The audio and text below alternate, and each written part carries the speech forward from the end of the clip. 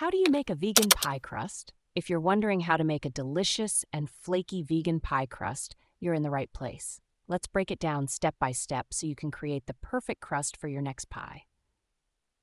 First, you'll need some simple ingredients. For a basic vegan pie crust, you'll need all-purpose flour, a bit of sugar, salt, vegan butter, and cold water. The type of flour is important. All-purpose flour works best, but you can also consider gluten-free options if needed. To start, combine your dry ingredients in a food processor. This includes the flour, sugar, and salt. Pulse these ingredients together until they are well mixed. Next, add in your cold vegan butter. It's crucial that the butter is cold, as this helps create the flaky texture you're looking for. Pulse the butter into the flour mixture until it forms a sandy texture, which usually takes about 7 to 10 pulses. Now, it's time to add the cold water. Start with a small amount, such as 2 to 4 tablespoons, and pulse until the dough starts to come together. You may need to add a bit more water, but do it slowly to avoid making the dough too sticky. The goal is to form a ball of dough that is not too dry or too sticky.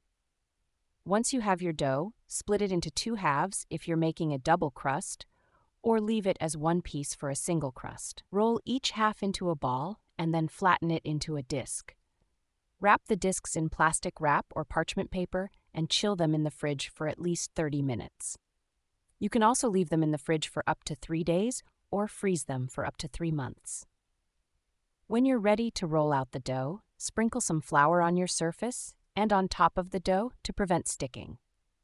Roll the dough out between 2 pieces of wax paper to make it easier.